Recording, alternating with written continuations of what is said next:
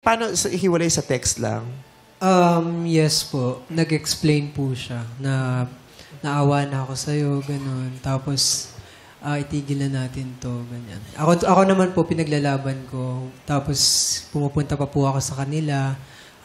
Sinabi ko po sa mami niya na, niyakap ko po yung mami niya at umiyak po ako nang wala mo lang sinasabi. At bigla ko na lang pong, doon ko na... Umiyak ka sa mami niya? Opo. Oh. Kasi, nahihirapan po ako. Parang, hindi ko alam kung... Di po niya kasi sinasabi sa akin yung dahilan. Nahihirapan po ako na parang di ko alam kung anong dahilan. Parang bigat na po ako. Ganun.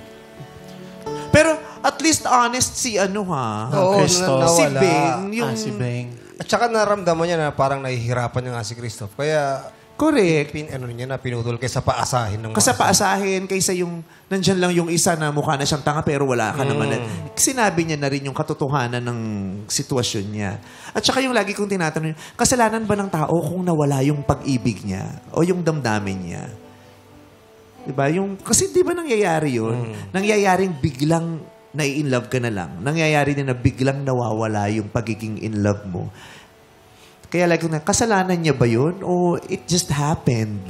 Diba? Na hindi mo rin naman siya masisisi. Wala eh. Ang maghalaga na hinarap niya yung wala na ako nararamdaman eh. Tapos naging fair siya kay Christoph nung panahon na yun. Kaysa lalong maging unfair dahil laro ka na ng laro, ayaw mo naman na siyang makita. Ang hirap kasi siguro pag naglalaro ang isang tao, yung partner na hindi naglalaro, andun, di ba katabi mo nga siya. Tapos, hindi ka naman pwede mag-AFK or away from keyboard. Hindi mo pwede i-stop. Kung kunwari biglang may kwento siyang gustong ikwento or maglambing siya, hindi mo pa siya pwedeng pansinin hanggang matapos yung game. Kasi tournament yan eh. Pero, what you guys do after the game is very important. Yeah. After nyong maglaro, yung bawi. sisiguraduhin nyo bang may gagawin kayo para makabawi dun sa time na hindi mo Yes. nabigay sa kanya? Or pagkatapos, sakit na naman ako, pagod na ako, kanina pa ako naglalaro, bukas ka na lang. Yun. Diba? Ganun ba yung nangyari? Ganun po yung nangyari. Ayun, sagot. Ang bilis na sumagot. Hindi Nung naghiwalay kayo, nasabi mo ba sa kanya na GG na to? Anong GG? Good game.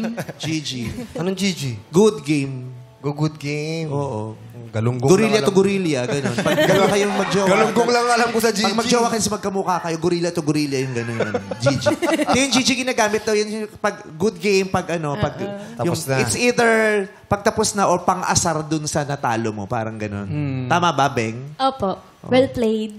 So ano ba yun, yung nasabi mo sa kanya, GG na to? Opo eh. Sabi ko na parang...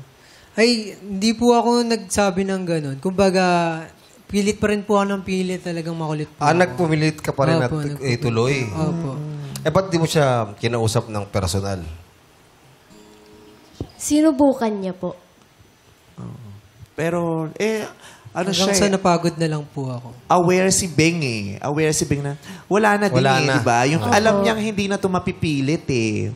So, aware siyang hindi na mapipilit. Siya, you can only do so much. Itatry mo ng itatry na hanggang sa napatunayan mong wala na talaga. Opo. Pero ang mahalaga, tinano mo, yung lahat ng kaya mong gawin, ibinuhos mo, hindi yung isang ayaw lang, pumayag ka na rin, di ba? Hanggat makakaya mo, inilaban mo, ginalingan mo din. So masasabi mong nagpakamamaw ka din sa relasyon niyo. Opo, MVP. Oo. Wow, Hindi ka tanso. Hindi Mamaw. Yung GG naging EG. EG. Endgame. Endgame. Kala ko. Ano? Extra good. Extra gay. Happy Pride. I'm extra So gay extra. today. Ganon.